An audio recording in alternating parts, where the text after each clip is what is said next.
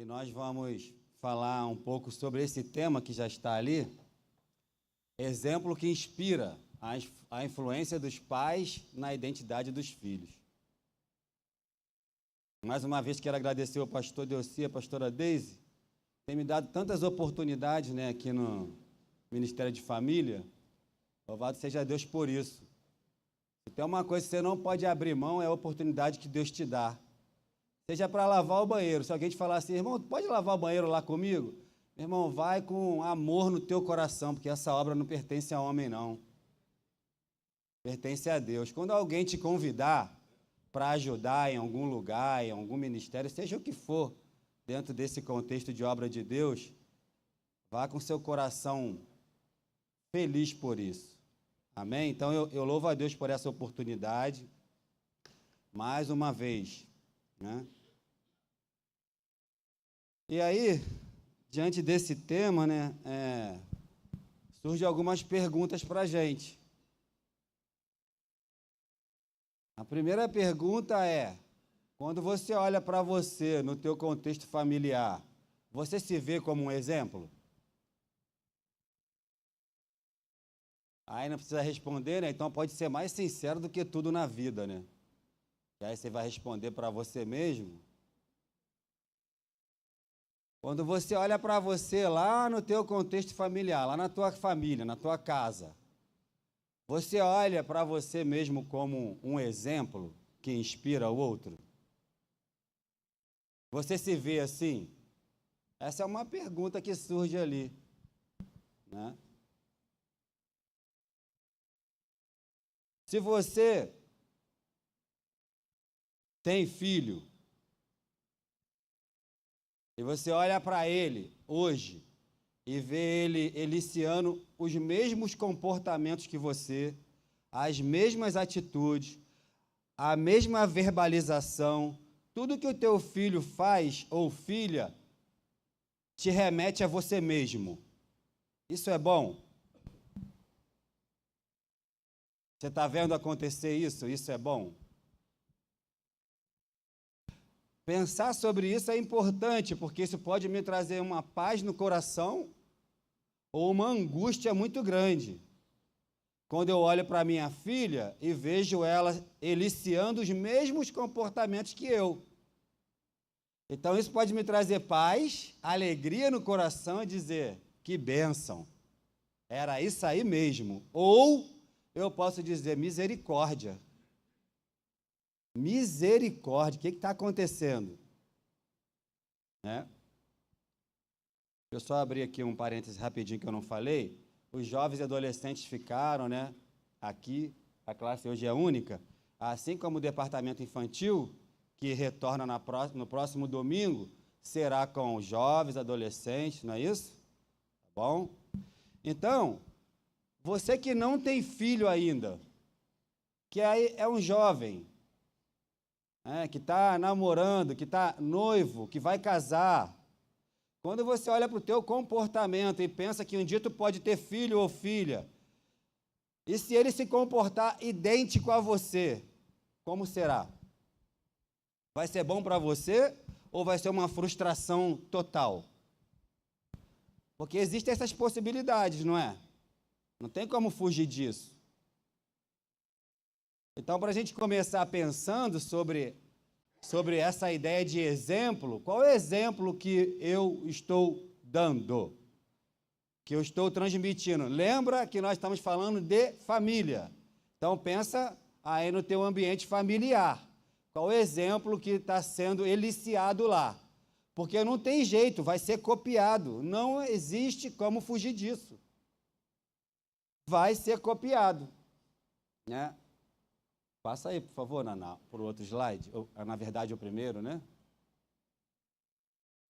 Aí eu trouxe aí uma imagem, né? Uma cena. Essa cena fala muitas coisas, né? O que você vê ali, ô Tiago? O que você vê naquela cena ali? Na sua percepção? O filho querendo igualar o pai. O filho, eu cortei lá o rostinho do pai lá, mas o menino não tinha como, ficou ali, né? Mas a visão é exatamente essa que o Tiago traz e que eu tenho certeza que vocês todos notaram, né? O pai está ali em uma posição e o filho está imitando da maneira que ele pode, o pai. Né? E o pai olha para ele e ele olha para o pai. Né? Então, ele quer ser igual ao pai. Ele quer ser idêntico ao pai. A filha, normalmente, quer ser igual à mãe. Né? Ou igual ao pai também. Mas aí, essa ideia nos traz outra pergunta para a nossa vida nessa manhã. O teu filho olha para você ou a tua filha, ele quer ser igual a você, isso vai ser bom para ele? Estamos falando aqui de ser parecido. É claro que no desenvolvimento cada um vai seguir, né, a sua maneira, o seu jeito de ser. Mas se hoje teu filho ou a tua filha externa algum comportamento parecido com o teu, isso é bom? Traz paz para você ou angústia para o teu coração? Traz paz quando é uma coisa boa, isso é clichê.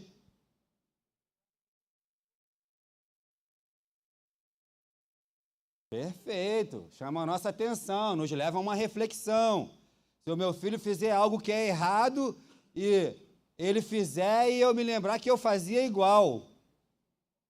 Misericórdia, né? Misericórdia. Como eu posso, então, trabalhar para mudar isso no meu contexto familiar? Dá tempo. Dá tempo de mudar. Para quem não tem filho ainda, para quem vai se casar e vai ter filho, aí é para iniciar corretamente, né? Porque a gente pode ter feito muita coisa errada. Lembrando, estou falando de família. E a gente vem aqui para a igreja, irmãos, e eu louvo a Deus pela coragem do pastor Delci, da pastora Deise, que a gente vem aqui para a igreja e a gente passa uma imagem de alguém que está num nível altíssimo, quase santo, dependendo de alguns. Vossa divindade, quase. Só que por trás disso tem uma pessoa que é muito conhecida lá dentro da nossa casa, da nossa família. Então, para a gente refletir sobre isso, né? Esses comportamentos que são eliciados por nossos filhos, por pessoas que conviveram conosco. Estou vendo aqui a netinha da pastora Marta, né? No colo. Ela vai crescer, né? Vai se tornar uma adolescente, ela vai eliciar comportamentos de dentro desse contexto familiar todo aí, que é uma família grande, né, pastora? Que é uma família grande, né? Graças a Deus, né? E isso é uma preocupação muito grande para a nossa vida, porque a cada dia que passa as coisas pioram. E não é porque nós estamos dentro da igreja que a gente tem que fechar os olhos para isso. Não é verdade? Então, o que a gente pode fazer? Sabendo que essa imitação é inevitável.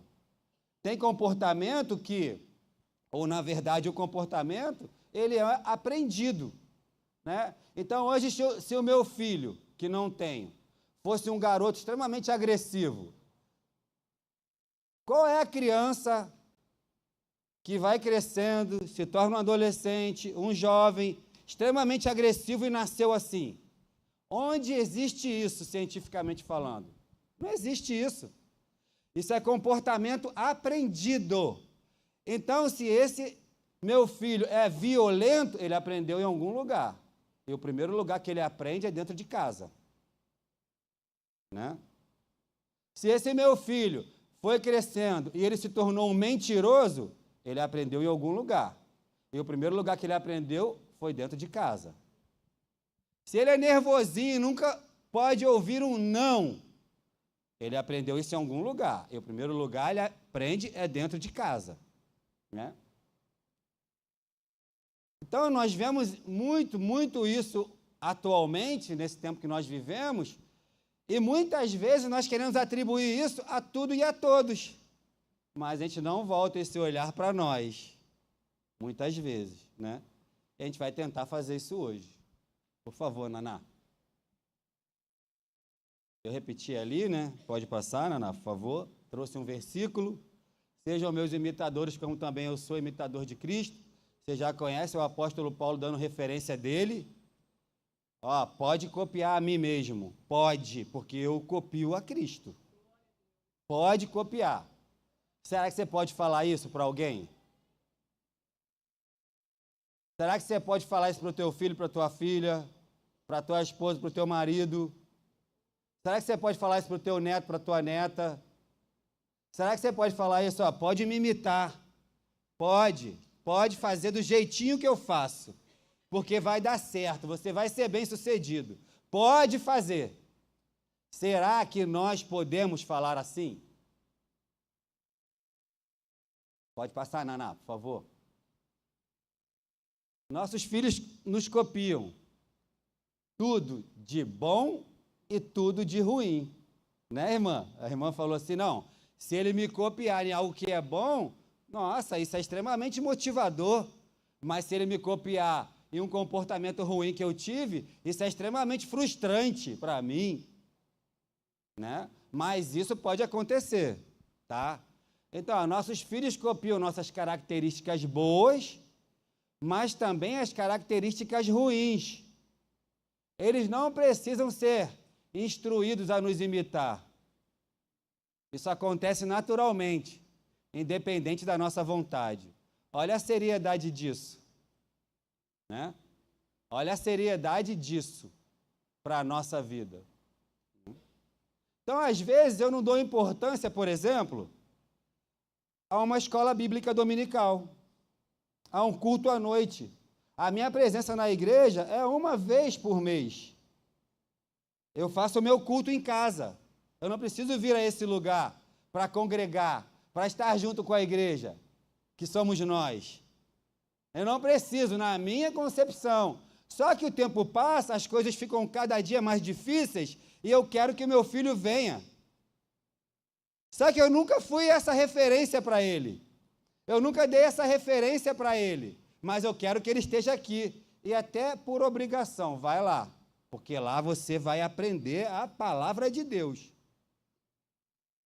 Claro, queridos, que isso não é uma regra. Na verdade, isso é fato. Mas isso, se você pensar no que pode ser essa influência boa para a vida dos filhos, eu deveria ser o primeiro a fazer. Né? Deveria ser o primeiro a fazer. Não é verdade? Quantas pessoas talvez você conheça que obriga até os filhos a virem à igreja? Provavelmente, pelo menos alguém você deve já ter conhecido, né? O ditado, suas ações falam tão alto que eu não ouço o que você está dizendo, ilustra essa realidade. Né? Suas ações falam tão alto, que eu não ouço o que você está dizendo. É o que eu trouxe aqui, né? Eu nunca venho para esse lugar, eu não tenho nenhum tipo de compromisso. Mas lá na minha casa eu falo, você tem que ir para a igreja. Vai para a igreja, lá é um lugar bom. Você vai lá para aprender. Né? E as minhas ações? Muitos pais dizem aos filhos, faça o que eu digo, não faça o que eu faço. Já falou isso alguma vez para o teu filho? Sua mãe falava, irmã? Tá aí. Faça o que eu digo, não faça o que eu faço. É, isso aí. Isso é uma instrução farisaica, né? Isso aí. Eles colocavam um fardo tão pesado nos outros que eles nem mesmo conseguiam carregar. Né? Faça o que eu digo, não faça o que eu faço. Imagina, falar isso para o teu filho, para a tua filha, enfim, né? Imagina.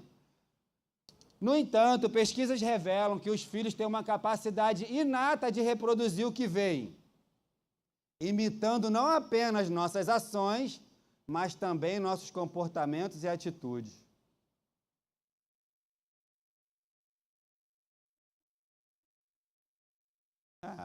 A gente não percebe, é uma esponja, né? Absorvendo tudo.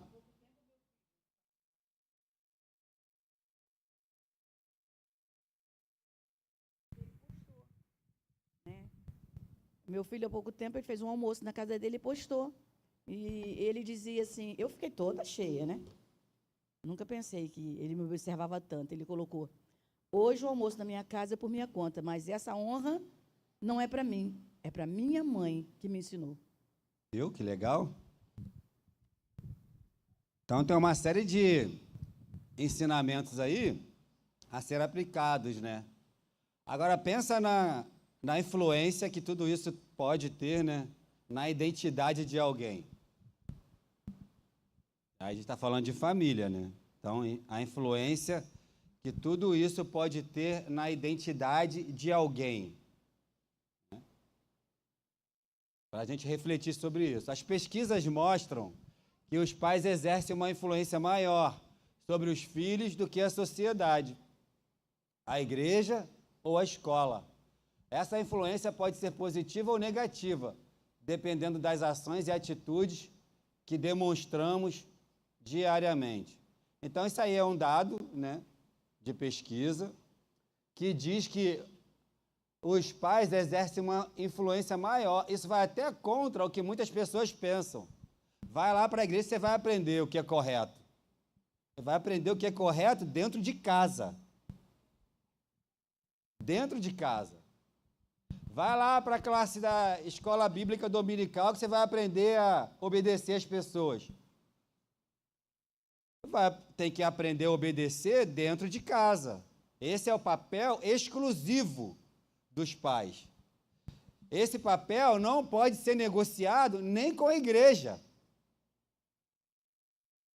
Porque o papel da tia que está na classe, ou do pastor, ou do diácono, ou do irmão que está dando lá, aplicando aquele estudo, não é educar o filho da irmã ou do irmão, não é. Então, esse dado é muito importante porque a pesquisa diz que a influência dos pais é muito maior do que a sociedade, a igreja e a escola. Se a gente parar para pensar o que a sociedade e as escolas hoje têm influenciado na vida das pessoas, a gente deveria ficar mais atento na nossa influência dentro do nosso lar. A gente está falando de formação de identidade. Para viver nesse mundo aí que todos nós estamos vendo como tem sido, né? Ao sermos conscientes do nosso papel como modelo, podemos trabalhar para melhor nossas próprias atitudes e comportamentos, criando um ambiente que promove crescimento, aprendizado e valores. Ao sermos conscientes do nosso papel. Isso é importante para nós, essa consciência. Qual é o seu papel enquanto família? Pai, mãe, avó, avô, qual é o seu papel? A formação de identidade. Né? Nós estamos perdendo hoje, infelizmente, muitos membros de igrejas por falha nessa formação de identidade. Como eu falei aqui inicialmente, se você disser que não hoje, isso é claro que não pode ser generalizado, mas se você disser que não hoje para um jovem, para um adulto até, ele vai embora da igreja. Porque ele não aprendeu a ouvir não, ele ouviu sim a vida toda. Então, a culpa é de tudo e de todos. Porque a gente não volta, muitas vezes, a olhar para nós mesmos. Né? Assim, ao percebermos a importância do nosso exemplo, podemos nos esforçar para sermos as melhores versões de nós mesmos. Cada ação conta e cada atitude molda. Ao investir na nossa própria melhoria, estamos investindo diariamente no futuro espiritual dos nossos filhos, garantindo que eles tenham modelos positivos a seguir e imitar. Isso aí é tão sério,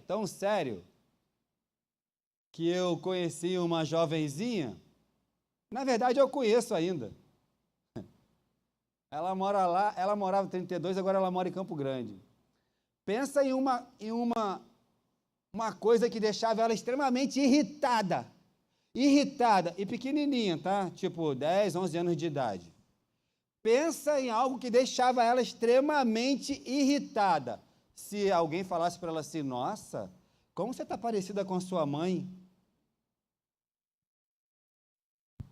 Sério isso, né?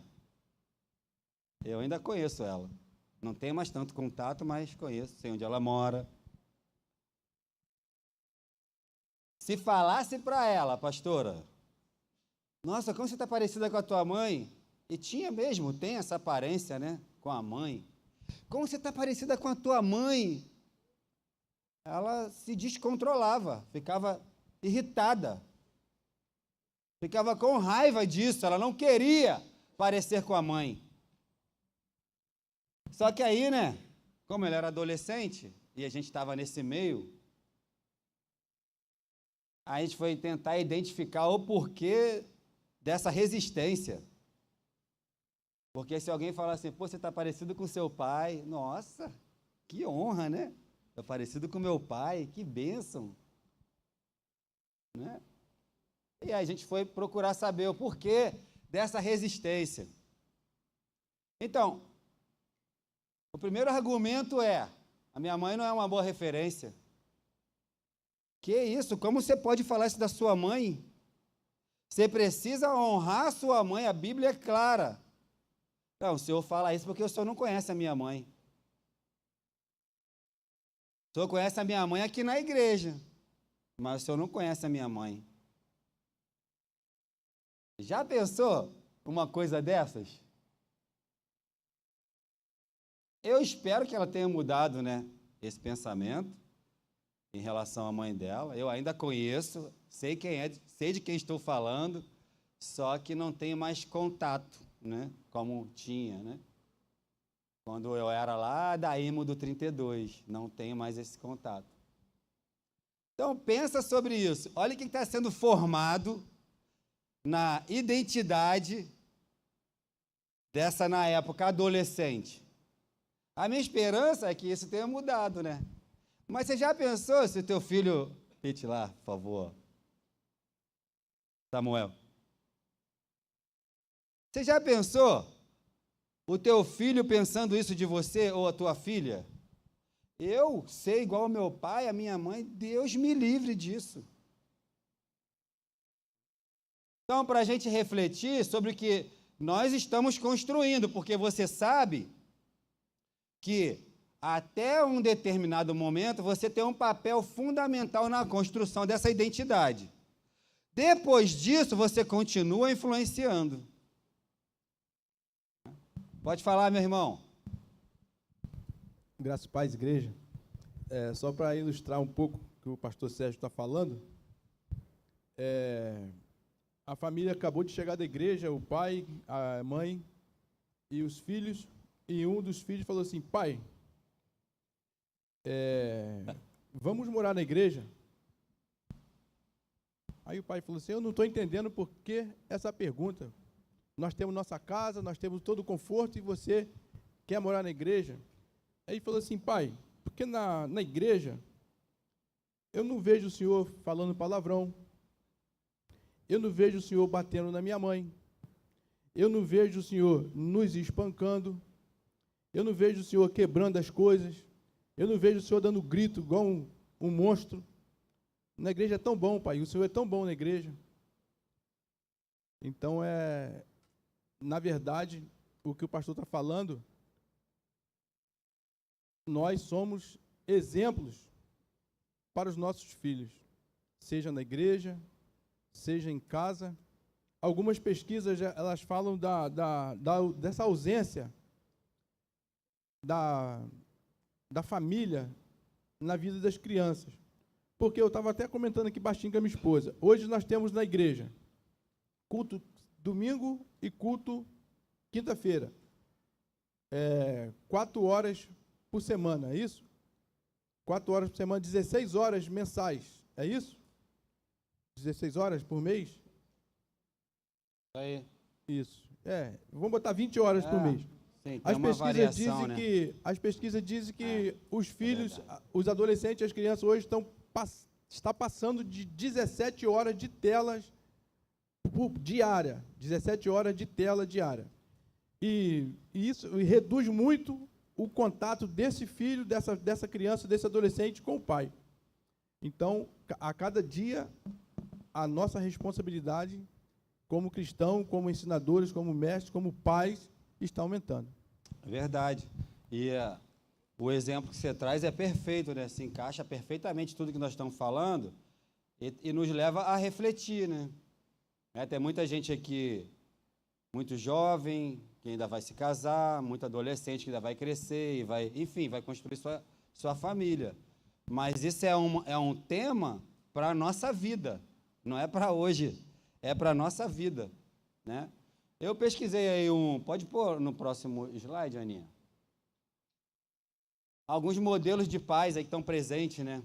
Os pais assumem diversas posturas ou características ao educar seus filhos, e nem sempre têm consciência disso. Nesse caso, pode ser negligente, permissivo, autoritário ou participativo. Qual se adequa mais a você? Negligente? Permissivo? Autoritário ou participativo? Se você ainda não é pai, qual você gostaria de se enquadrar?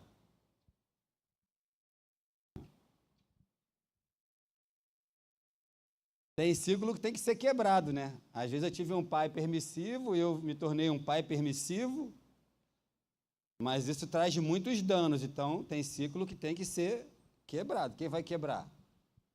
Alguém tem que quebrar esse ciclo aí, né? Então vai lá, Aninha. Pai negligente, trouxe uma referência ali, botei ali do lado, Eli, não vou nem ler. Todo mundo conhece, né? A história de Eli, sacerdote. Aí eu coloco ali, ó. Esses pais negligentes, isso é exemplo, tá, irmãos? Oferecem aos filhos poucas regras e limites. Será que tem pai assim? Eu já falei aqui, eu fui atender uma criança e chamei a mãe para a sala. A criança começou a chutar a mãe, dar soco na mãe, bateu na mãe, deu um tapa na cara da mãe. É rosto, né, pastor? É rosto, né? Deu um tapa no rosto da mãe. Deu-lhe um tapão, com a mão aberta, no rosto da mãe. Aí eu fiquei olhando, eu, a criança e a mãe na sala. Aí a mãe falou assim, esse menino, eu não estou mais aguentando ele. Não sei mais o que eu faço.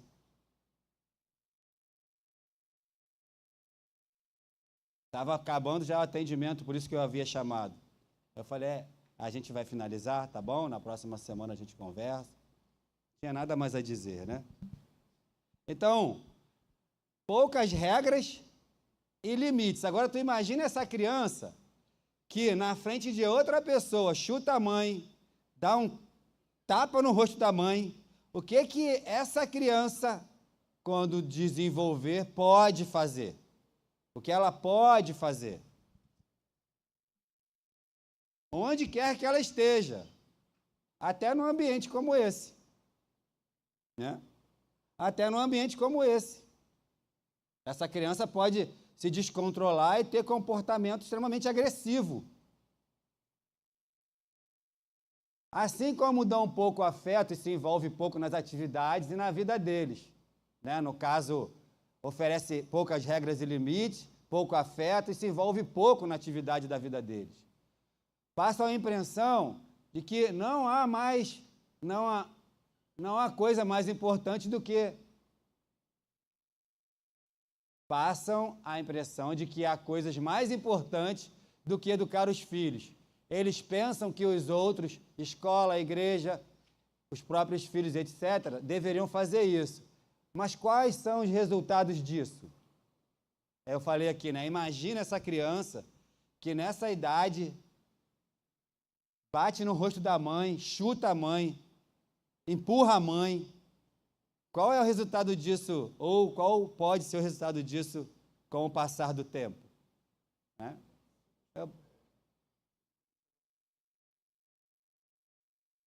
Porque mesmo mesmo sendo criado por Eli, a influência de Ana sobre Samuel. Isso aí. Fazendo com que ele passasse Isso no meio aí. daquele meio sem se contaminar. Exatamente, perfeito. Não é? É tão legal Perfeito. ver a referência que Samuel tem de Ana, e no meio daquilo ali, Isso ele aí. se mantém íntegro pela referência da própria mãe. Exatamente.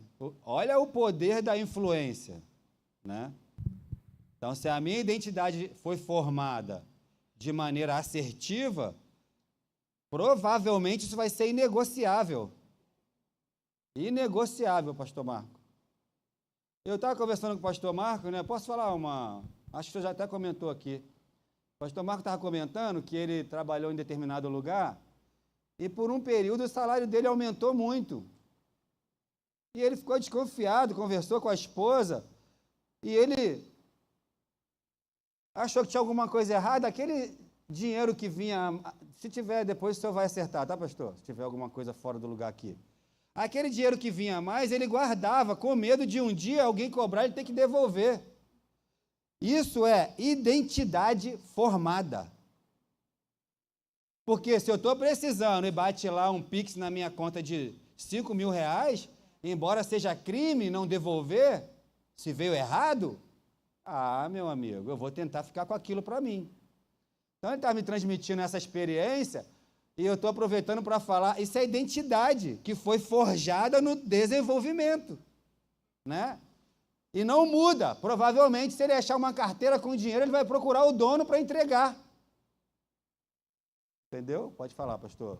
Então, pastor, sempre a gente, quando vai falar aqui, eu procuro destacar como é precioso esses ensinamentos aqui na igreja, né? Como é precioso o culto de família, como é precioso cada mensagem que é pregada ali, porque a gente não aprende isso em nenhum outro lugar. Só aprendemos na igreja. E é na igreja que a criança aprende, o jovem aprende, e nós, adultos, marido, mulher, pai, mãe, ou avô, avó, aprende também. Então, destacar em primeiro lugar, sim, pastor, a importância da escola dominical para a gente, né, desse ensinamento.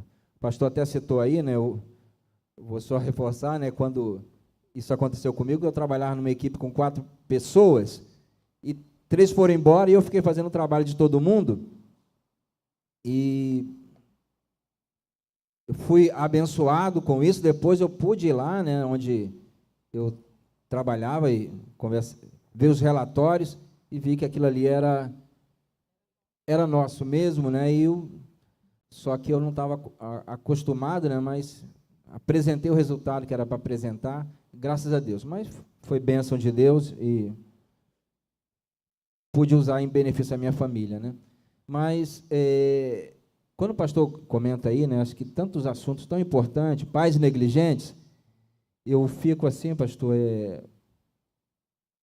eu acredito que a questão dos filhos, os pais precisam conversar muito, né?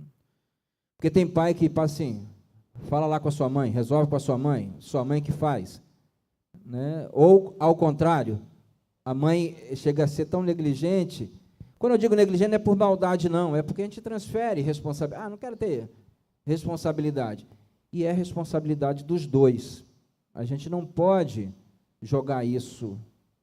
Tem coisas que é específica, é claro, né? Uma menina que quer conversar sobre um assunto, é melhor conversar com a mãe. Mas não pode ser uma coisa assim constante, que o pai... Não, isso aí dentro de casa é com ela. A gente não pode fazer isso, porque exatamente isso aí o pastor está dizendo, né? Eles vão copiar. Esses dias a gente passou uns dias com o Pedro, junto com a gente, né? E o Pedro faz leitura de tudo. Eu até falei, Marta, eu pensava que ele não fazia esse tipo de leitura. Mas ele já tem 10 anos, como uma criança com menos idade já faz. A gente pensa que não está vendo, mas eles estão vendo. E ele falou assim, uma coisa que marcou, ele falou assim, a gente estava conversando, e a Marta, o que você acha de mim? O que você acha do seu avô? E conversando, ele falou assim, uma das coisas, meu avô não fala palavrão. Eu não falo palavrão também, não. Então, mesmo aquilo que estava escrito ali agora há pouco, as atitudes falam mais do que aquilo que a gente fala, né? Verdade. Então, hoje eu vejo como um assunto tão importante, porque os novos que estão aqui, jovens e adolescentes estão aprendendo também que precisam ter o pai como referência. Diante de um mundo hoje que apresenta aí uma pessoa, outro dia eu vi um camarada que atropelou um outro aí num local que não era nem para circular com o carro, ele tem 4 milhões de seguidores. Imaginem um camarada desse que é negligente e tem 4 milhões de seguidores. Então, para nós que estamos hoje aqui, a gente deve ter como maior referência aquelas pessoas que estão perto da gente, seja o pastor, seja o pai, desde que sejam referências realmente, boas referências. Então, para os nossos jovens, né, que às vezes o pai cria ali, 15, 16, 20 anos, está sendo uma referência, de repente ele vê um outro camarada lá que ele nem conhece e toma como referência. E são coisas que às vezes chegam num gabinete ou num consultório, o filho está envolvido com pornografia porque o pai levou ele para a pornografia. São sérias coisas, né, pastor? Isso aí que o senhor falou, eu vejo com frequência, né? Por que você está fazendo isso? Porque o meu pai me ensinou. Eu atendi há poucos dias uma criança, poucos dias atrás agora, primeiro atendimento. Aí eu falei para ele assim, ó, vamos brincar de se eu pudesse mudar. Ele disse, se eu pudesse mudar, Eu falei assim, vamos começar? Aí escrevi no papel, né? E se eu pudesse mudar? Aí comecei. Pai. Ele escreveu lá. Mãe, avó, avô, irmã. E fui colocando. É assustador. É assustador porque aí, a partir daquelas respostas, eu vou trabalhar o porquê que ele gostaria de mudar aquilo na mãe. E ele fala tudo, vai falar tudo. Vai falar tudo, né? Então, pai negligente, vou passar para a senhora, tá? Pai negligente. Os filhos de pais negligentes tendem a cultivar as seguintes percepções. Isso é grave, gravíssimo. Isso é formação de identidade. Identidade, deturpada. Olha ali, eu não tenho valor. O que a gente mais vê hoje? Eu não tenho valor nenhum. É por isso que ninguém cuida de mim.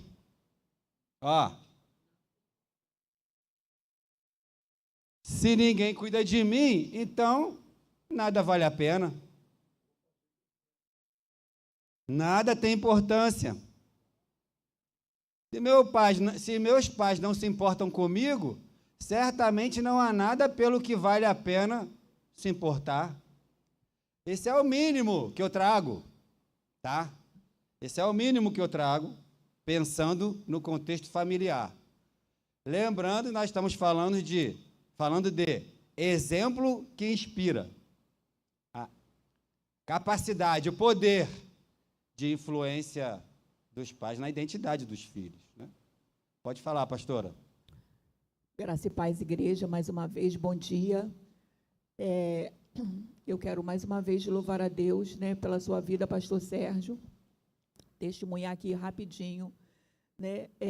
Eu estava tirando um momento de oração e quando eu orava pelos meus filhos, veio uma palavra no meu coração e eu pedi ao Senhor que eles pudessem ser mais crentes do que eu sou.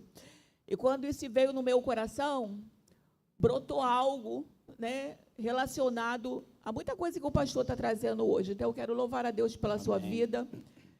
E quando veio isso, né, passou um filme de tudo isso que a gente tem vivido nesses dias, né, onde a família tem sido tão afrontada, né, onde a juventude tem padecido bastante. E eu falei, Senhor, como que eu vou trazer isso para a igreja? E aí veio o pastor Sérgio, né, que hoje, graças a Deus, é um exemplo, é liderança dos nossos jovens. E eu queria, igreja, que você valorizasse, porque isso não nasceu do coração do pastor Sérgio, muito menos o meu. Esse estudo nessa manhã, ele veio do Senhor para a nossa vida, né? Porque como pais que somos, mas aqui tem jovens que ainda não são, mas serão um dia. Então, recebam nessa manhã esse estudo como um presente do céu, né? Como um presente do céu, para nós hoje e para você amanhã, que será um pai. Amém? Então, que Deus assim nos abençoe mais uma vez, pastor. Muito obrigado, tá? Que Deus Amém. abençoe sua vida. Então, irmãos, só para a gente não esquecer, pai negligente, ele pode gerar algumas percepções negativas nos filhos, né? Podem gerar. O sentimento de desvalor, desamor e muitas outras coisas horríveis mais. Pode passar, Naná, por favor. O grande problema causado por pais negligentes é que seus filhos também negligenciam. Olha isso. Não é o modelo? Né? Não é o espelho? Não é a capacidade de influência na identidade? Então, olha lá. O grande problema é que seus filhos também serão negligentes, né? Em seus relacionamentos, tornando-se descuidados ou agressivos com as pessoas. Em muitos casos, filhos de pais negligentes pensam que a dor do outro não importa, ou seja, não importa o problema do colega ou do amigo, né? Não importa. Não faz sentido a dor do outro, pois não faz sentido a própria dor. Em síntese, filhos abandonados tendem a se abandonar, né? Abre mão de si.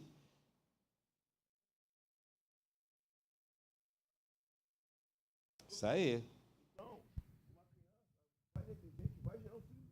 Isso aí. É perigoso demais, né? É muito perigoso. Olha ali, ó.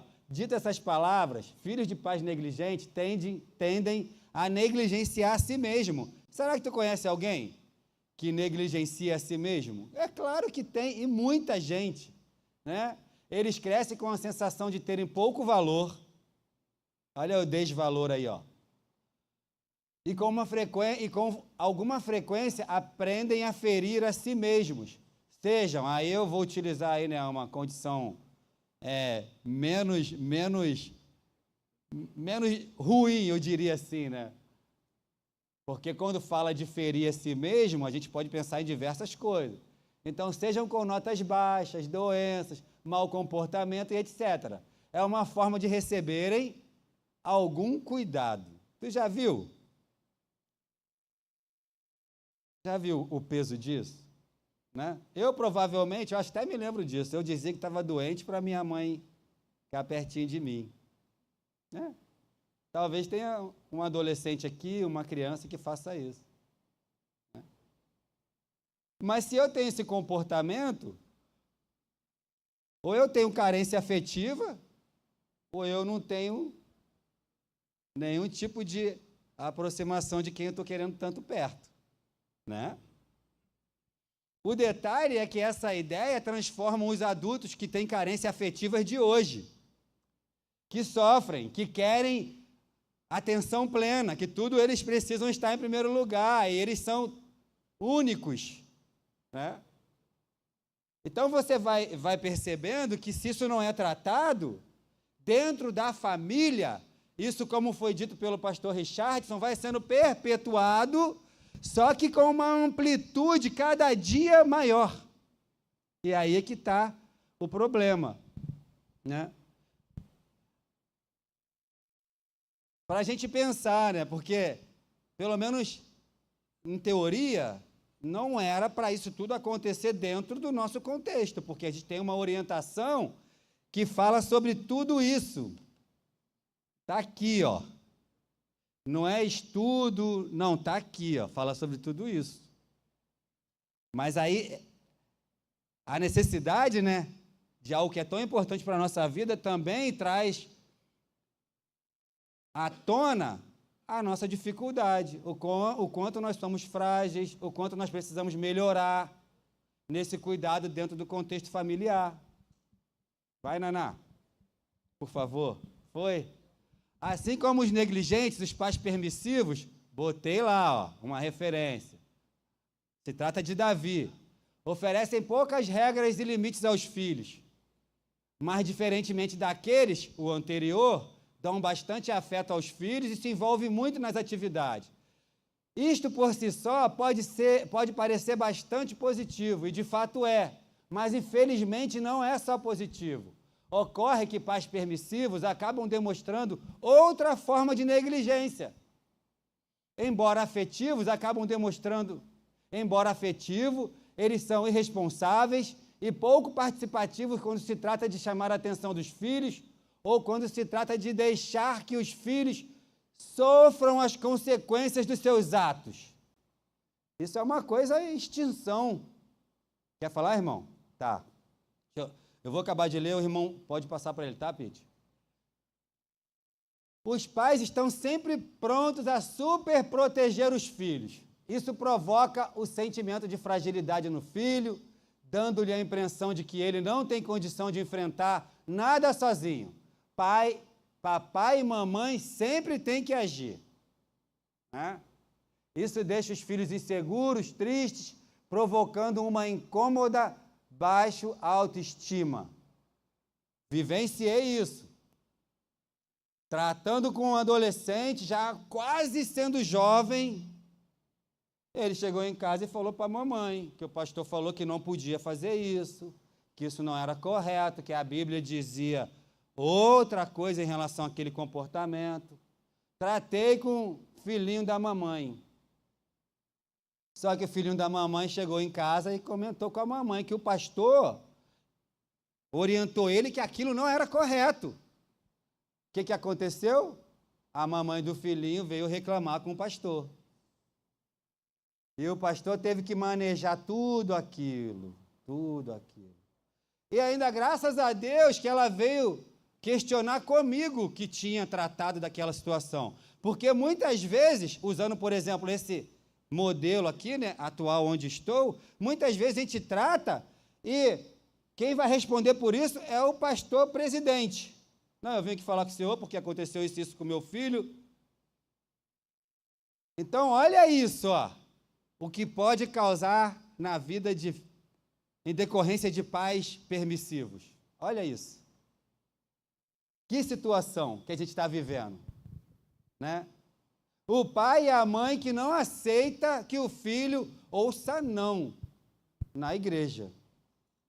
Na igreja só pode dizer que sim, senão é um problema para o pastor. Só que ele não aprendeu isso na igreja, ele aprendeu isso em casa.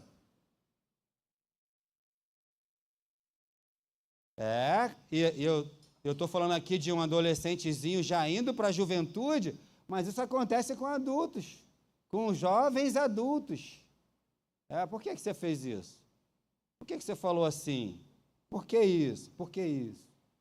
Por que isso acontece? Que deveria ser a pergunta, né? Por que está acontecendo isso? Lembra que eu falei no início que para nós, muitas vezes, a culpa é de tudo e de todos, mas a gente não consegue olhar para nós, para a nossa vida, para a nossa casa. Por que minha filha está se comportando assim? Por que a minha filha está confrontando o pastor? Por que meu filho está confrontando o pastor? Né? Aí pensando no contexto aqui, né? Mas por que o meu filho quer bater na professora na escola? O que está acontecendo? O que é isso? Não, a culpa é da professora. Ele quer bater na professora, mas a culpa é da professora. Não, ele confrontou o pastor lá, brigou com o pastor, vai sair da igreja, mas a culpa é do pastor. O pastor que é culpado. Aonde ele aprendeu isso? Lá em casa, lá na minha casa. Foi lá que ele aprendeu isso. Pode passar para o irmão, Pete, por favor. A paz do Senhor para todos. Então, pastor, o que acontece? Essa questão de responsabilidade, né? O senhor até frisou aí novamente aí nesse texto que o senhor acabou de ler, e eu e a Bruna, nós conversamos em casa até durante a gravidez dela, que quando um estivesse corrigindo o Davi, o outro não intervisse, para poder não tirar a autoridade, para que ele pudesse entender.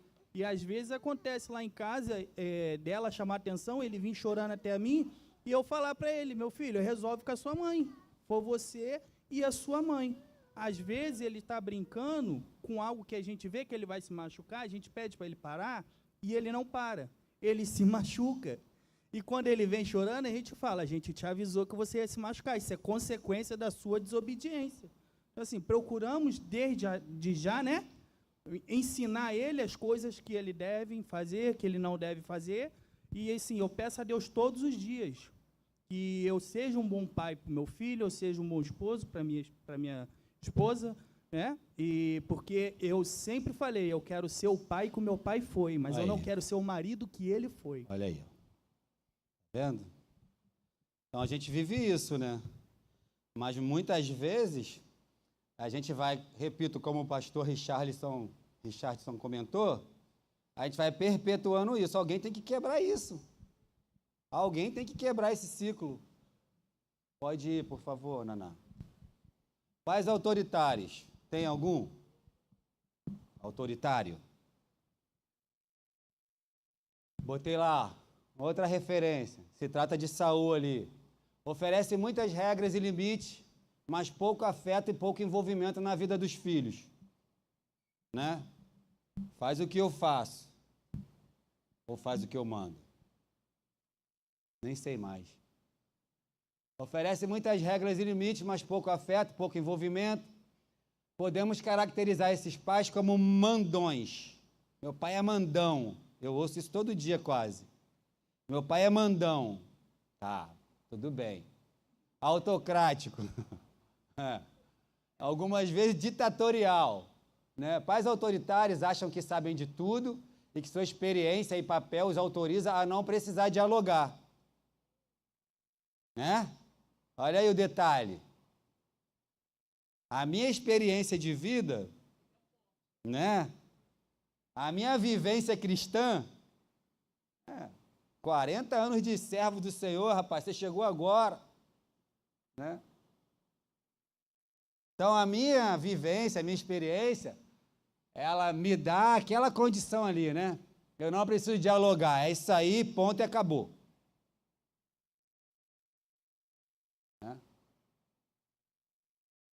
Negociar ou validar o outro. Esses pais querem impor seu desejo aos filhos. Por terem pouca disposição para o diálogo, esses pais pouco conhecem seus filhos, os quais crescem sem sonhos ou interesse pessoal. Isso aqui é de verdade. Porque como é que a gente se conhece? Eu posso ficar aqui 10 anos nessa igreja, mas se eu não conversar com vocês, como é que eu conheço vocês? Como é que eu vou conhecer o pastor Marco, pastora Marta, pastor José, Marta, Delci, né, pastora Deise? Como é que eu vou conhecer os pastores se eu não conversar com eles? Né? Veja que eu trouxe aqui uma experiência do pastor Marco, que ele conversou comigo. Por que eu soube disso? Por que eu sei isso da vida dele? Porque eu tenho contato com ele, converso com ele. Agora, tu imagina a ausência desse diálogo, desse contato dentro de casa. Às vezes o teu filho, a tua filha está isolado no quarto, não é só por causa do celular, não. Ou porque ele está na pornografia, fazendo qualquer coisa, não. É porque você não dialoga com ele. É porque você não fala com ele. Você não tem tempo para nada. E o que ele vai fazer? Vai ter um monte de amigo do Japão, dos Estados Unidos. E hoje é tão fácil, né? Eu fico vendo as crianças falando, tio, eu tenho um amigo lá da Austrália. Eu falo, calma aí. Que horas tu fala com esse amigo? Às vezes é 2 horas da manhã, 3 horas da manhã. Como assim que você faz isso? Onde seus pais estão? Meus pais estão dormindo. Já viu o fuso horário da Austrália para cá? Aí ele vai falar de madrugada com esse amigo. Por quê? Provavelmente porque eu não tenho ninguém para falar com ele dentro de casa. É tão sério isso, né, irmãos? Por serem severos, exigentes demais, esses pais podem desenvolver filhos perfeccionistas. Olha isso. Que detalhe é esse, né? Meu filho tem toque, transtorno obsessivo compulsivo. Isso é perfeccionismo. Aprendeu sozinho? Não, isso é aprendido. Isso é aprendido. Esses filhos podem ser sempre insatisfeitos consigo mesmo, com seus erros, suas falhas. Ao mesmo tempo, esses filhos podem ser intolerantes com os outros. Porque tem um pai autoritário, né? Tem um pai, uma mãe que manda e pronto, acabou, não tem negociação. Não, calma aí, pai, vamos conversar, não dá para... Não, não dá. Pai, eu posso voltar às 9 horas da noite? Não, é 8. Pai, 8h50, não, 8h40, não, 8h30, pai, não, 8h20, não, 8h10, não, é 8 horas. Não tem negociação para nada. Não tem. O que predomina é o que o pai e a mãe acham. Legal. Não tem negociação. Dá para negociar? Tem que pensar nisso. Eu já falei aqui que eu atendi uma menina que ela falou assim, tio, eu estou irritada com a minha mãe. Na verdade, eu estou com raiva dela. Falei, não, não pode. Por que você está assim? Por que você está tão irritadinha hoje? Só imagina, minha mãe foi buscar o meu boletim, tinha 7 notas 8 e uma 9, mas tinha uma nota 5. A minha mãe brigou comigo o dia inteiro por isso. Falei, é sério?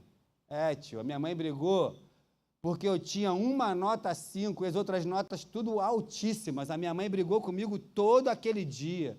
Eu estou muito irritada com isso, eu não merecia isso. Uma criança falando.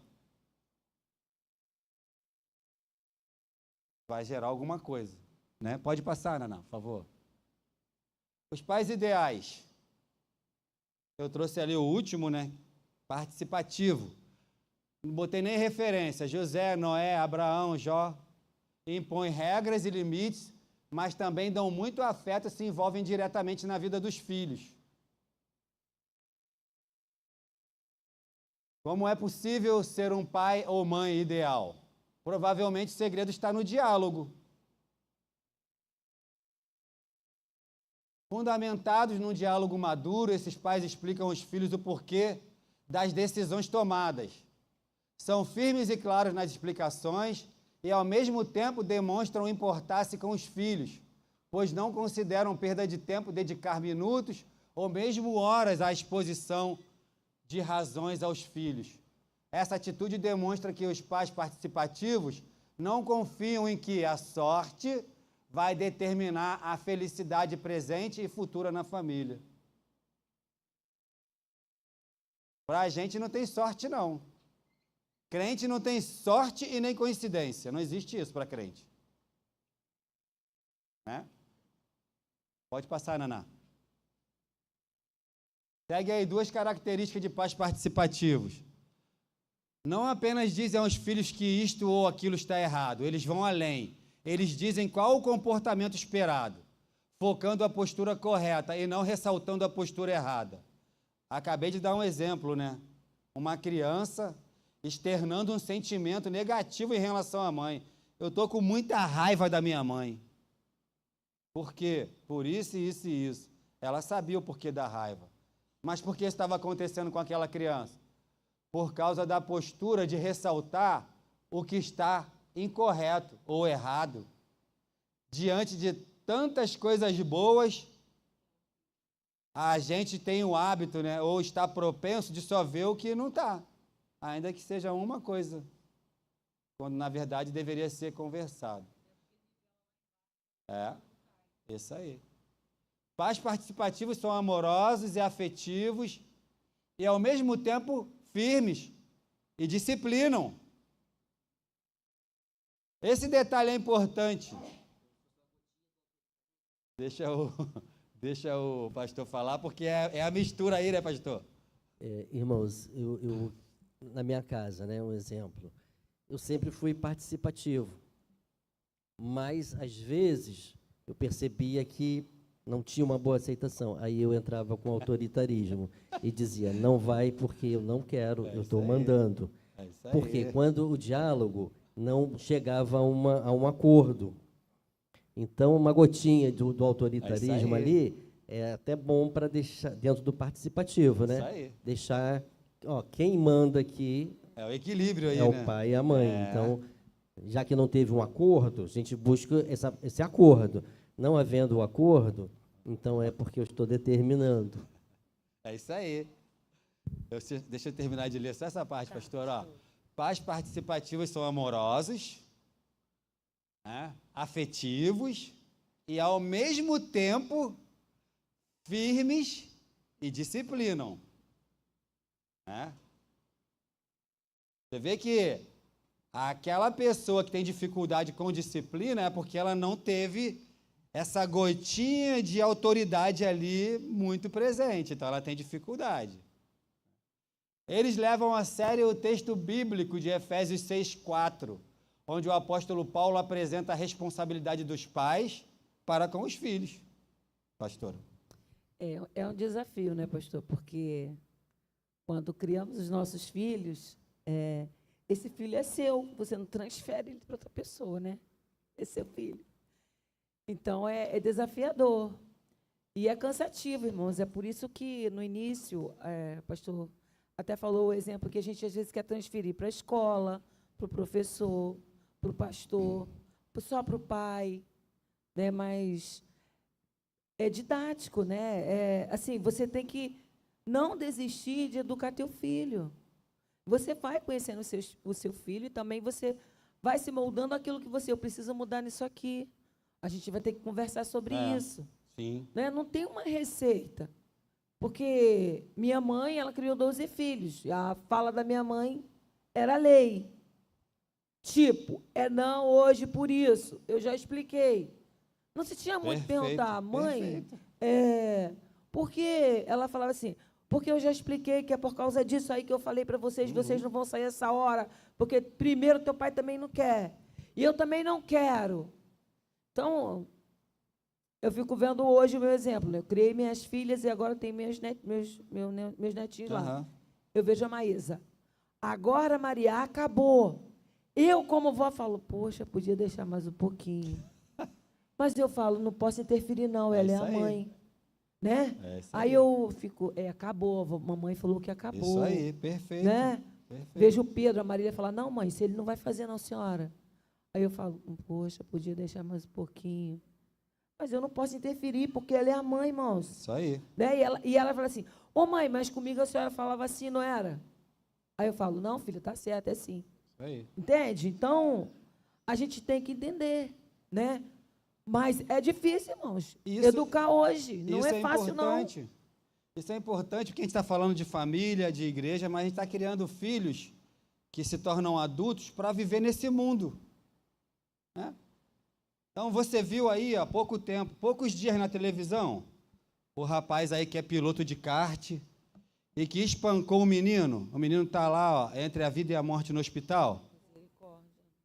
Vai ver o contexto familiar desse garoto, ele tem um histórico de agressividade, agrediu um senhor de idade, depois agora, né, que foi ser investigado, um histórico de agressividade.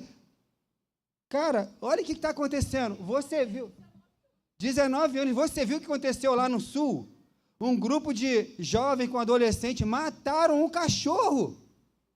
E aí foram investigar, o pai de um tem contato com o juiz, o pai do outro é advogado e não sei o quê, e começaram a trabalhar numa articulação para que não acontecesse nada e que aquilo ficasse para lá. Olha o contexto dessas famílias. Procura estudar isso por curiosidade, vai lá. Caso do cachorro, esqueci o nome do cachorro agora. Caso do cachorro Orelha. Procura ver quem são esses pais desses garotos, procura ver essa família, você vai ver que são coisas inadmissíveis. Mandar os filhos para fora, tirar os filhos. Que absurdo! E a gente está vivendo isso. E a gente corre o risco de, se a gente não trabalhar, não se dedicar, não fazer o que a senhora falou, didaticamente, todo dia, o tempo todo, sofrer isso com os nossos filhos. Pastor Marco vai falar. Pastor Sérgio, os filhos da gente vão ser filhos sempre. Né? Gostaria eu ainda ter meu pai para me passar algumas coisas. E eu acompanho, né? Claro que eu tenho que acompanhar as minhas filhas. E a Marília está lá no seminário, a Marília participa lá no trabalho dela, e eu procuro saber, às vezes, e fico feliz quando alguém diz, não, é uma menina boa. Né? Quando um aluno do seminário, pastor, me encontrou o senhor, por favor, leve esse presente para ela. Então, são coisas que eu acredito que a gente facilita para que nossos filhos, tanto uma quanto a outra, a Maísa chegou lá em casa, quase que queria tirar as coisas tudo dentro de casa por causa de uma senhora que ela viu lá na maternidade que estava passando necessidade. Então, são coisas que a gente vai observando e procurando ver. Eu não sei se encaixa no autoritarismo, no permissivo, mas se olha Davi, como o pastor citou ali como permissivo, né? E pastor, eu estudei numa escola que tinha uma diferença social muito grande entre os alunos, e aquilo ali me trazia muitos problemas. Para mim, não era, vou dizer que influenciou na minha formação, nada disso. Mas eu me deparava com colegas que eram muito altivos, mas porque ele era o filho do tal. É como, talvez o filho do Davi ali, eu sou filho do rei, né? Então, a gente ensinar os nossos filhos que eles são iguais aos outros, que eles precisam das mesmas correções que os outros têm também. Então, são filhos iguais. O pastor citou aí o caso, né, do cachorro-orelha. Outro dia, a gente vê aí, o filho da juíza, um filho lá atropelou lá, fez um transtorno. A mãe foi lá, porque era juíza, para alterar o ambiente ali da investigação, ou é filho do delegado ou da delegada. Então, a gente, às vezes, pode cometer esse erro, sim, como os filhos podem querer, não, mas sou filho do fulano de tal. Sim. Né? Mas é importante, esse contexto, né, como a pastora Deise citou, é tão amplo, pastor Sérgio, a gente, ao estudar isso, a gente sente um peso tão grande de responsabilidade. Sim, a responsabilidade nossa é muito grande. Alguém pode falar, mas eu não tenho filho. Mas você tem neto, você conhece uma criança, e essa criança talvez tenha você como uma referência, né? Essa criança, às vezes, não é seu filho, não é seu neto, mas tem você como uma referência. Olha que coisa, né?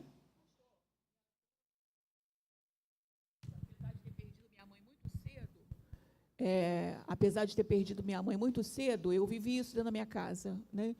Muitos filhos não conseguem discernir quem é a autoridade, né? Olha, vai lá, fala com seu pai. Aí o filho vai lá, fala com o pai. Não, não é comigo, não, é com a sua mãe. E ele fica vivendo nesse contexto. Ele não consegue identificar, sim, dentro do lar dele quem é a pessoa de autoridade, que é o pai e a mãe. Depois, né, vai ter dificuldade, exatamente, né? Isso é fato. No desenvolvimento vai ter. Né? Pode passar, por favor, Ana. Aí a pastora falou do desafio, né? Olha lá, ó. Paternidade e maternidade. Um sagrado desafio. Né? E Efésios 6,4 diz, pais, não provoqueis vossos filhos a ira, mas criai-os na disciplina e na admoestação do Senhor. Essa parte ali, ó, da admoestação, ela está entrando em extinção, porque os pais não querem mais fazer isso. Muitos pais não querem. Né? Dá trabalho, é cansativo. O modelo de aprendizagem aí é na repetição, é o tempo todo. Você falando, fazendo, transmitindo, né, eliciando comportamentos para isso. Se, por um lado, a primeira parte do verso deixa claro que não devemos ser opressivos, abusivos, descuidados com nossos filhos, a segunda parte do verso esclarece que a vida familiar não é um circo, nem é um piquenique, tampouco uma colônia de férias.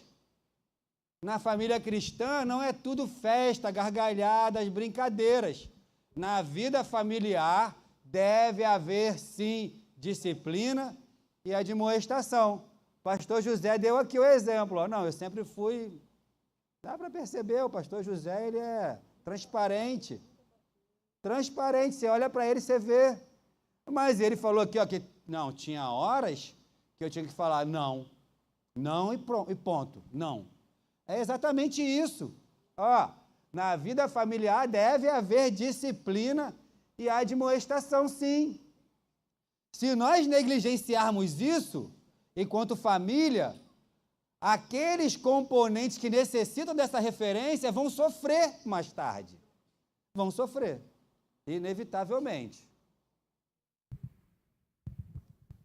Eu vi uma reportagem, não sei se era uma psicóloga, ela falava sobre o número de empreendedores, de jovens empreendedores que tem atualmente. Mas ela disse que, na verdade, uma minoria era realmente empreendedores. Por quê? Eles eram jovens que não tinham dificuldade em ouvir não. Aí pegava e tentava, começava no emprego, primeiro assunto ou fato que contrariasse eles pediam demissão e iam tentar por conta própria. Entendi. Mas foram jovens que foram mal educados e com uma dificuldade muito grande para ouvir não. Ah, entendi. Tem uma estratégia por trás aí, né? Tudo aquilo que contraria a vontade, né? Eles também muito se interessante revoltavam. isso aí, tá, pastor? Muito legal. Então, foram acostumados o quê? Uma vida sem disciplina, uma vida permissiva, né? Os pais permitiam tudo. Então, quando eles chegaram no mercado de trabalho, encontraram uma dificuldade muito grande. Então, o jovem que hoje está acostumado tudo com sim, vai ter uma dificuldade maior do que aquele que soube ouvir o não, que aceitou o não e que foi disciplinado. De fato. Pode passar, filha. Você quer comentar? Olha, gente, que chique, olha. Paz, gente. Uma coisa sobre também que a pastora Marta comentou, sobre o domínio, né? Eu vejo muito isso dentro da educação, como, de repente, a nossa escola virou integral. Eu vejo que isso é meio uma fuga da responsabilidade dos pais de dominar os filhos dentro de casa, né? Ter o controle, né? Que eu vi muitas postagem falando que botou integral para tirar os filhos ali, né, no meio desse mundo, né, de facilidade, enfim, né, que os jovens têm, né?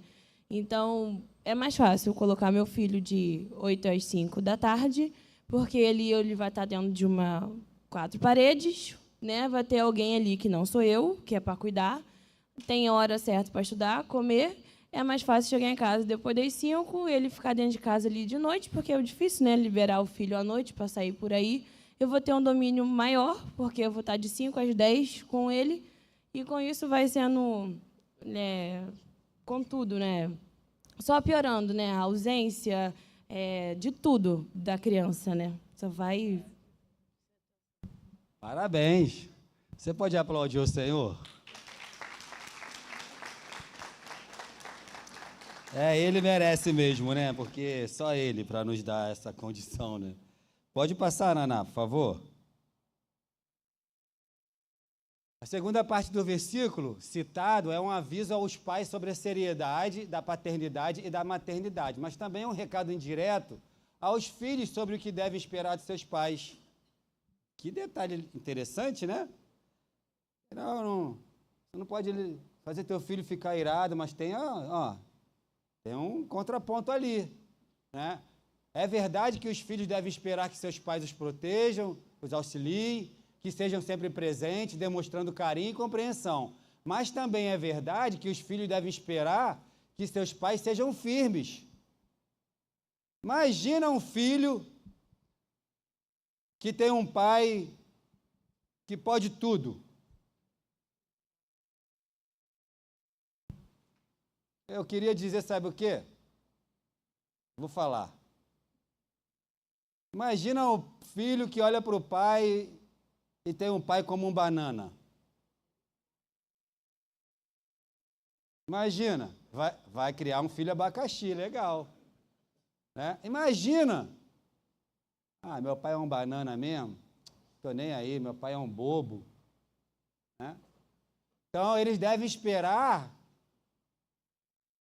É verdade que os filhos devem esperar que seus pais os protejam, auxiliem, sejam sempre presentes, demonstrando sempre carinho e compreensão. Mas também é verdade que os filhos devem esperar que os pais sejam firmes, rígidos e que não deixem para lá os erros cometidos, né?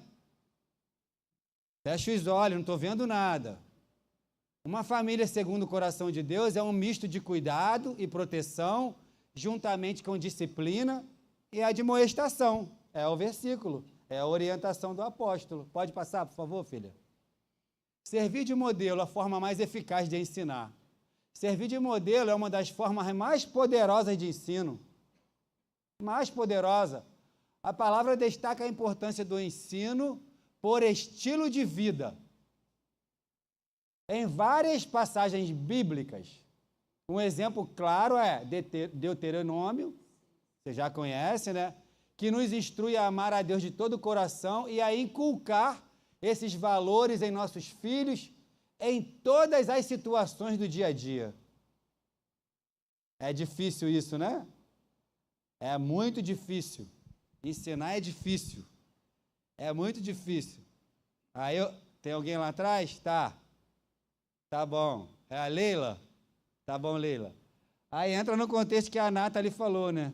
Claro, tem mãe e pai, né, que precisa colocar o filho no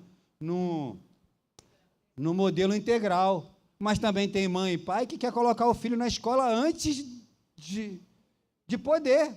A lei nem permite. A lei nem permite, né? Mas acabar as férias, sai, misericórdia, volta para a escola, não te aguento mais.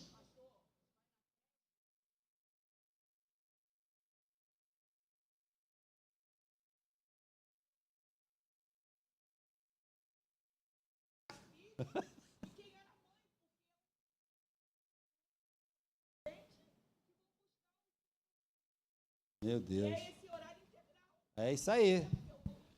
Aí às vezes você não precisa nem pesquisar, você vê aquelas mães jovenzinhas com filhos na creche que elas não trabalham, elas ficam em casa. Elas não fazem absolutamente nada. Mas elas também não querem se dedicar a esse cuidado familiar com os seus filhos. E essas crianças vão crescer sem esse contato, e isso vai trazer danos para a vida dessa criança. E a gente está vendo isso hoje. Pode falar, Leila. A paz do Senhor Jesus.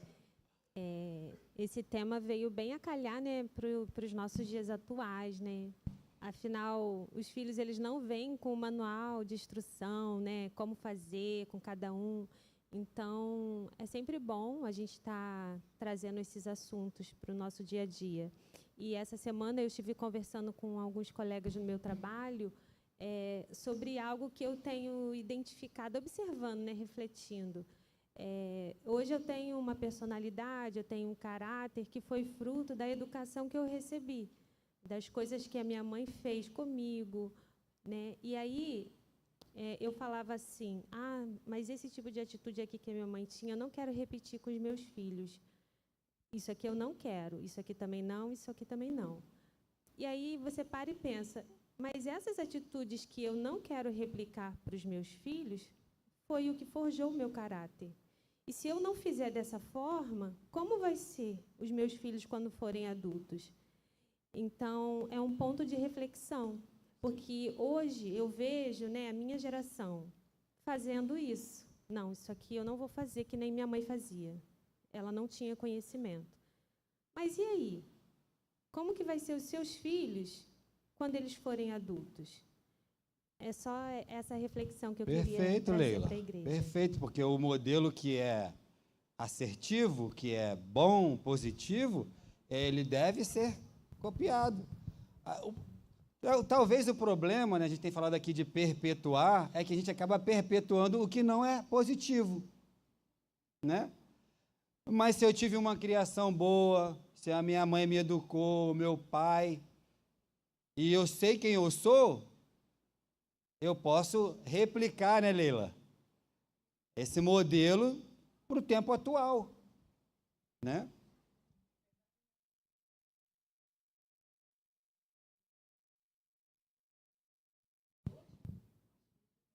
Ué, olha. Aí eu falei aqui outro dia, né, que a gente vai conversar com algumas pessoas e fala, pô, tu só sabe falar do teu tempo, que lá no teu tempo, que... Cara, estrutura, né?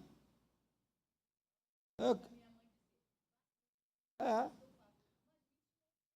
O problema não está em transmitir o que foi passado para nós. O problema é que quem ouve isso hoje não aceita muitas vezes, né? A gente que já está antigo aí nessa caminhada aí da vida cristã, a gente sabe como a gente aprendeu.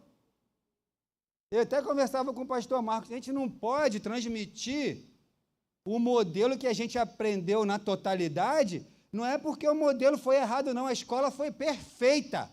A gente não pode fazer essa transferência, passar isso muitas vezes na totalidade, porque quem ouve isso hoje se sente ofendido, se sente maltratado.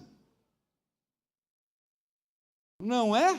Aí a gente até falava, pastor, a gente não pode passar no máximo 30% daquela escola que a gente aprendeu lá. Né? A gente vira um velho chato.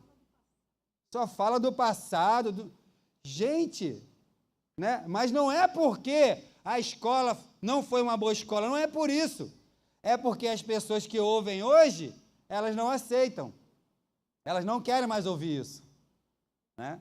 Imagina você falar para alguém, ó, isso que você está fazendo está errado. Você não pode fazer isso, vem cá. Ó, a palavra de Deus diz isso, isso e isso está errado. Vamos consertar isso. Você pode até fazer, mas pode ter certeza, você vai criar um incômodo, sabe, um constrangimento. Enfim. Se afasta, aí não participa mais, não quer estar mais próximo. É isso que está acontecendo, irmãos. É melhor demonstrar valores do que ensiná-los. Os filhos não aprendem valores em longos sermões. Aprendem muito mais observando nossas ações. Precisamos nos perguntar constantemente: que tipo de exemplo estou dando para meus filhos? Pais eficazes demonstram como amar a Deus de todo o coração, conhecer a palavra de Deus e vivem de acordo com ela. Não podemos ensinar algo que não praticamos, nem podemos oferecer algo que não possuímos. O ensino, por exemplo, exige que mostremos disciplina e consciência de todas as áreas da nossa vida cotidiana. Vai, Naná. Já estou finalizando, olha. Cuidado com a incoerência. Eu mudei aquela palavra lá, tá? Lá estava escrito assim, ó, cuidado com a hipocrisia. Aí eu tirei. Os filhos são extremamente perceptivos quando se trata de hipocrisia.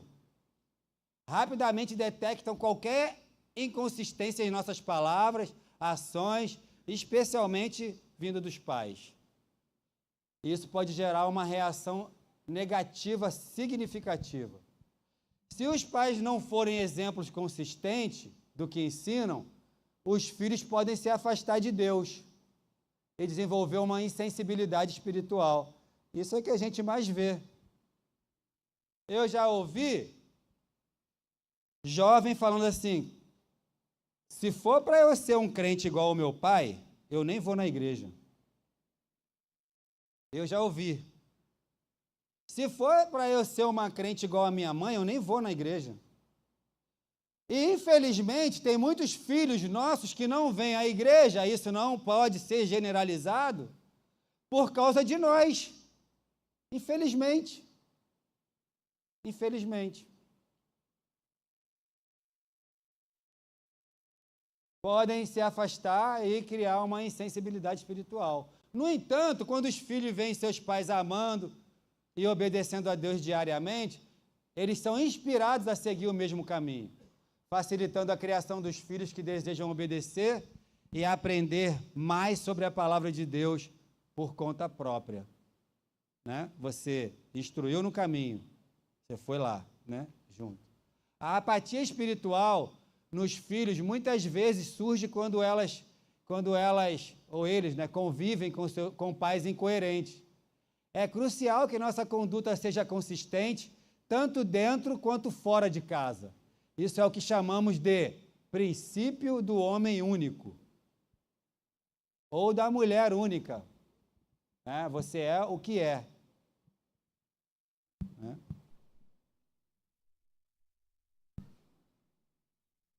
Precisamos viver coerentemente, especialmente em nosso lar. Se não estamos dispostos a praticar o que ensinamos, é melhor não ensinar. O jeito errado de criar filhos é dizer: faça o que eu digo, não o que eu faço. O jeito errado de criar filhos, né? Faça o que eu digo, não o que eu faço. Não estou sendo referência nenhuma.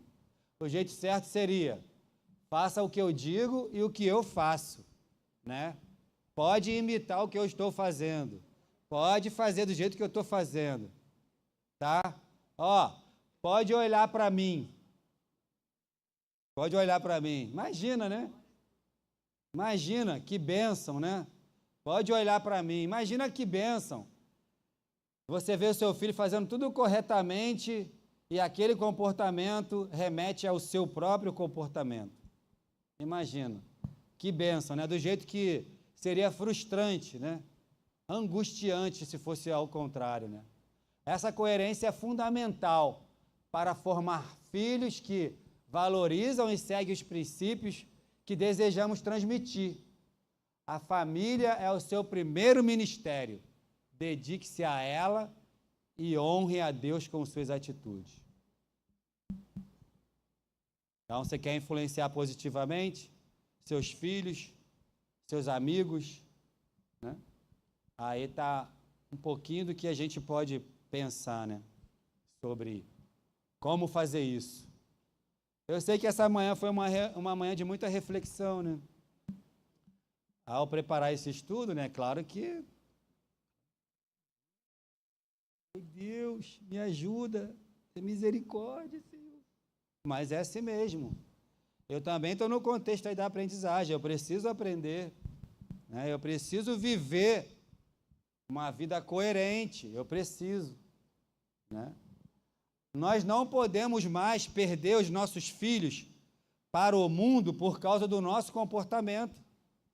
Nós não podemos admitir isso. Nós não podemos aceitar isso. E aí, para tentar evitar, você vai orar, vai fazer propósito, vai jejuar. Mas se tem algo que é muito mais fundamental, é que você seja o exemplo. Que você seja a referência. Que você seja alguém em quem pode-se, sim, imitar, né? Não. Imagina aquele exemplo que eu trouxe, né? Ó, não fale isso mais não, que eu estou parecendo com a minha mãe, por favor. E aí, quando a galera começa a descobrir essa resistência, a galera começa a fazer já para... né? Ih, olha lá, está parecendo a tua mãe, hein? Não, está repreendido, não fale isso não. Meu Deus. É. Que sejamos exemplos, sim, né? Sejamos exemplos para a nossa casa, para a igreja do Senhor, onde quer que nós estejamos. Né? Que Deus nos ajude a ser exemplos. Né? E se porventura ainda há algum comportamento que você tem eliciado que não é um comportamento adequado para a sua família, você pode mudar. Lembro da última escola bíblica, né? Também dentro desse assunto de identidade. Crente não pode xingar. Foi falado aqui na igreja. Isso se tornou normal, né? O crente agora xinga. O crente agora xinga, gente. Meu Deus, como é que pode isso? A pastora falou aqui no último estudo. Crente não xinga. Isso são valores inegociáveis. Crente não fala palavrão. Eu vi alguém dizer... Eu vi alguma coisa nesse sentido assim, ó, que tinha um pastor que ele, quando tinha que ordenar alguém para alguma igreja, ele ia lá na rua que esse pastor morava e conversava com os vizinhos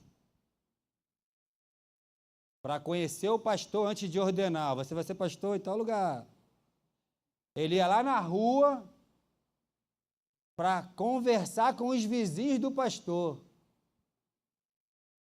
Se alguém fizesse isso conosco, será o que o pastor Marcos, se fosse ele, né? Será o que ele ouviria do nosso vizinho sobre nós? Né? E se ele conversasse com os nossos filhos?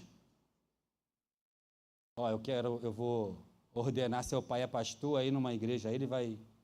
Mas eu quero saber de você quem é o seu pai e sua mãe. Aconteceu, pastora?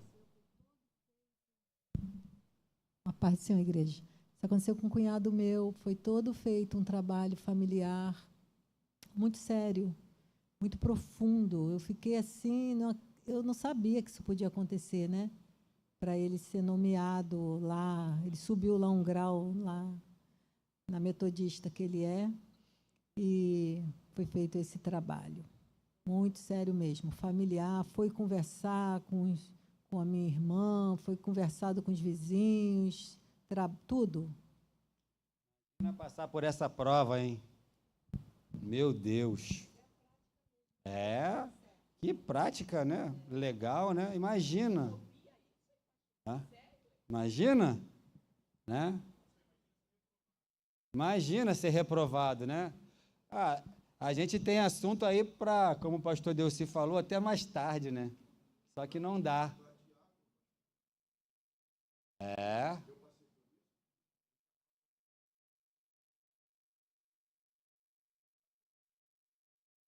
É isso aí, olha só. É. Quando eu entrei em experiência no diaconato, a Cleide já era diaconisa. Há um bom tempo. Nossa. Diácono lá ficava em pé no canto da igreja. Então você tinha que passar por uma prova para ficar em pé no canto da igreja. E ficava, eu já até falei isso aqui, né? Cada igreja tem um modelo, né? Mas lá, o pastor Marcos sabe disso. O pastor Delci também. Tipo, aqui, ó, no espaço entre as janelas, cada espaço um diácono, até chegar no fim da igreja. E era uma prova, né? E o pastor vivia lá em casa. Vivia lá em casa. De novo, o pastor está fazendo o que aqui? Para conhecer, para saber. Pastor vivia lá em casa. Para diácono. Então, você imagina passar por essa prova, né? E se ele me pegasse em conversa fiada, falando mal da vida dos outros, acabou. Né? É reputação, né? Então, rigorosas. Imagina, você tem um filho jovem aí. Seu filho vai entrar em experiência diaconal. E agora? Tem coragem de falar, pastor? Não, pastor, pelo amor de Deus, esse menino não. Esse menino não pode ser diácono, não. Tu tem que ver esse menino em casa.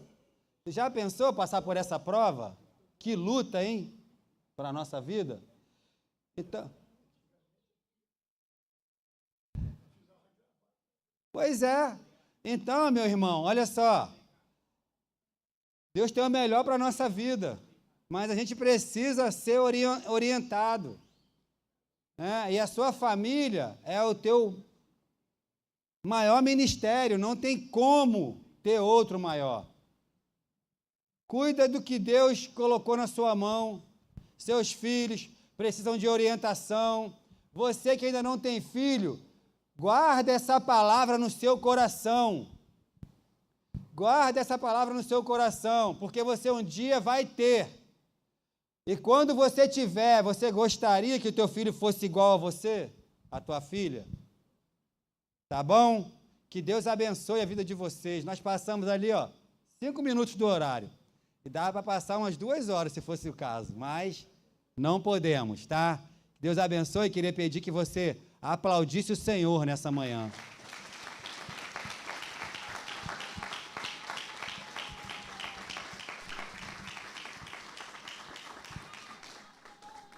Aleluia! Aplauda aí de novo o Senhor, porque o varão, ele se atrasou um pouquinho no aplauso. Aleluia!